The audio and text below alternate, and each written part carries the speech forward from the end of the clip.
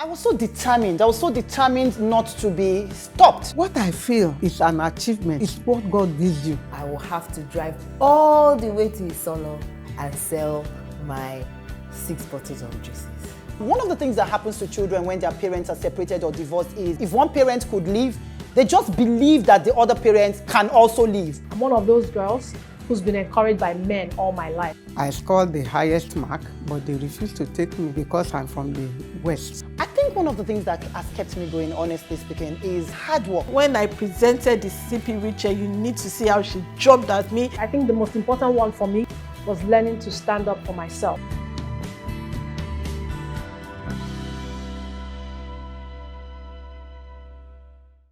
Another thing I would like to also on mention at Inhawords. this point is, in the process of raising my kids, one of the things I learned is how to help a child find their X factor. I call it the X factor, you know. I mean, there's a program on TV called X Factor, and I believe it talks about finding what someone is good at and nurturing it.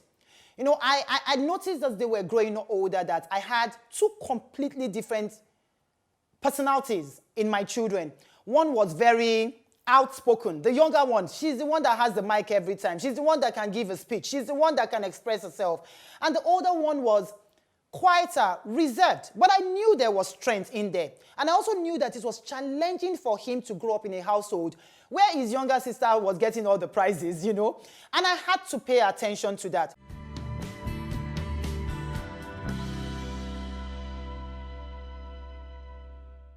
The challenges. Honestly, running a home single-handedly has been tough and rough. And at a point, I began to resent being told, "You're strong," because I felt like it was an excuse for people not to look out for me. That was how I felt. And even that in itself became a journey. But even that in itself became a journey for me. It became an opportunity to learn. It became part of my story, part of my evolving. And I think for me at this point in time, it became an opportunity for me to experience things that I would be able to use to help others too. Because nothing breaks my heart right now more than seeing a woman, especially a woman who is leading a home, a divorced woman, a separated woman, a mature single widow who has given up, you know, because the truth is that the opportunity to give up is so much. You literally wake up to it every day. I could give certain examples, you know. I remember when I first of all lost my marriage, little thoughts like, how am I going to cook for the kids? How am I going to answer their questions? What's going to happen when we need a man? You know, who is going to sort out stuff for us? They seemed like very little things, but they suddenly looked so large as at that time. And I would spend my days just locked up in my room, just wondering, how are we going to figure this out? But truth is that none of that was even as difficult as the need to put up a front, so to say, for the kids. Not so much as lying to them. I mean, I've raised my kids being very sincere with them, but I was concerned about them seeing too much of those emotions. I didn't want them feeling too helpless. And they went to the boarding school almost immediately. So that was really tough and rough. I would like to mention another example at this point in time. A few days to my daughter going to the boarding school, she stumbled on a text message that myself and her father had exchanged. And in that text message, she saw how that her father was now with someone else. And for me, that was very devastating because she was just about to go to the boarding school. I was not going to be there. If she was a day student, I would feel more comfortable. I would have an idea how better to manage it. So as far as I was concerned, I was sending a child to school with all those emotions. And so that was hard. That was very, very hard.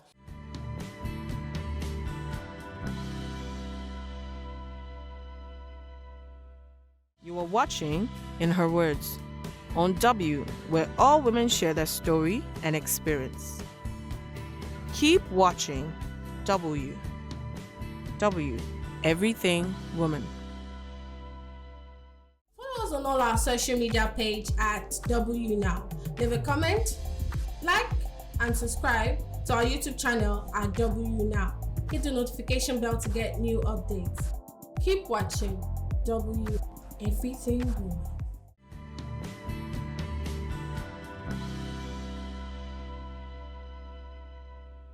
Still to come. Something else that I did was I was determined that we would laugh in my household.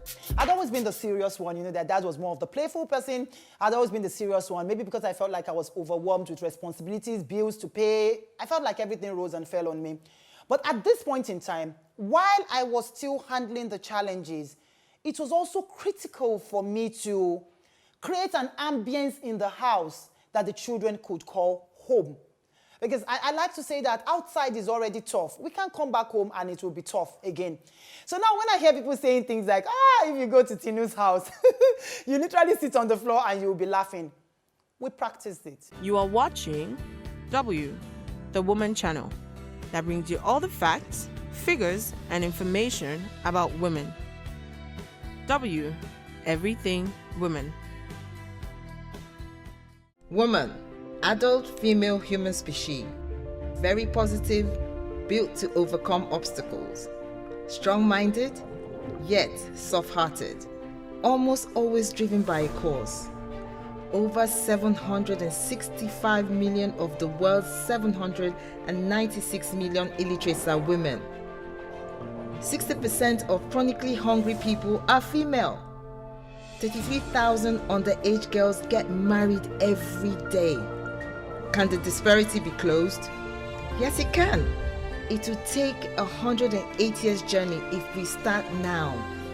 Should we give up on the journey? No, we can't. We all need to keep the walk and talk on. Watch W as we walk the gap. W, everything woman.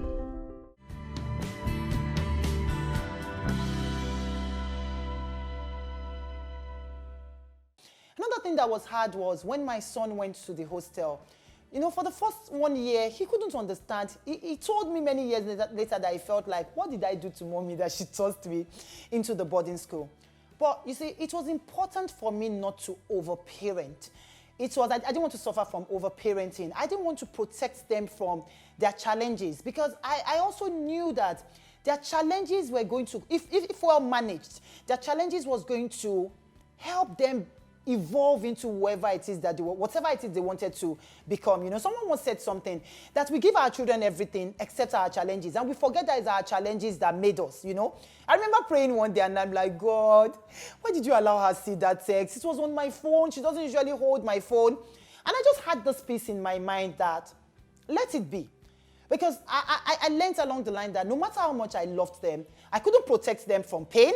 I had to learn that I couldn't protect them from pain. And I also had to learn that there was someone who loved them better than I ever could, and that was God. So I just had to settle for, okay, Lord, take it.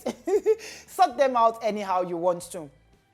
But one of the things that helped along the line is that I was pretty open with the children, I was pretty open with them, and I could discuss stuff with them. I was easing out information to them as much as I felt like they could handle per time. And another thing that was very critical was I never, ever, ever spoke bad about their father in front of them. That's not to say I'm perfect. There's the occasional, how can he be so irresponsible? Yes, there is, but I ensured that I made excuses for their father in front of them per time. Something else that I did was I was determined that we would laugh in my household. I'd always been the serious one, that dad was more of the playful person. I'd always been the serious one, maybe because I felt like I was overwhelmed with responsibilities, bills to pay. I felt like everything rose and fell on me.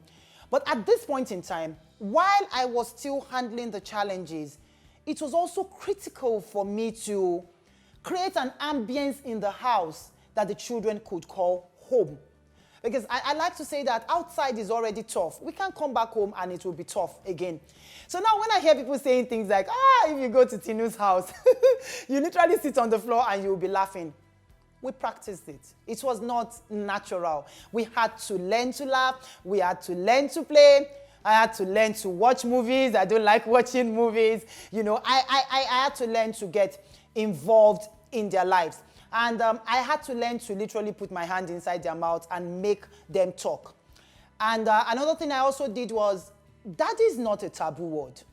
In fact, in my book, Beautiful Beginnings, it's a whole topic on its own. It's a whole chapter. That is not a taboo word. So sometimes we just crack a joke, crack a joke about their dad, just to make them feel free about talking. Sometimes they're not even saying anything to me, and the one that will be like, you're missing your dad, right? Because it was critical to me that they spoke. So those were some of the challenges that we had to go through. And of course, there was finances. And how did I deal with the area of finances? I told myself, the most important thing is that our needs are met. It doesn't matter from where. I felt like it would be self-destructive if I went down that path of saying he has to bring something, if he doesn't bring something, and then gets also bitter and gets all... I just felt like there are only 24 hours in a day, and everybody has a limited amount of energy. So it was important to me to use my energy for the right things. So I'd rather channel my energy running my business, raising my kids, ensuring that we're fine, rather than spend that same amount of energy being bitter, doing I wish, or having regrets. Truth is, this is where we are right now. There's nothing we can do about it. However, it can get better. So I sold this to my children, that a threefold cord is not easily broken, that if we hold each other's hands, we will be fine.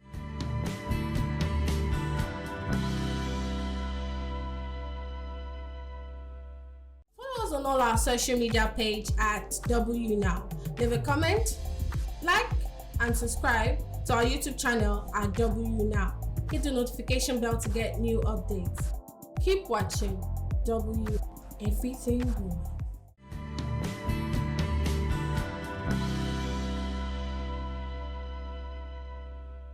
Next time on Inhawords. I want to mention one other way. I cry. I am a firm believer in crying. In fact, I'll tell you, lock your door. Don't allow anybody to tell you sorry, because you see, sometimes you need to express it. Sometimes we've had it all burdened up so much, and then you start having all kinds of sicknesses that the doctors cannot quite diagnose. So I know how to cry. I cry very well. But I like to tell people, don't feel sorry for me when I'm crying, because when I come out of that room, I'm just determined to keep on moving.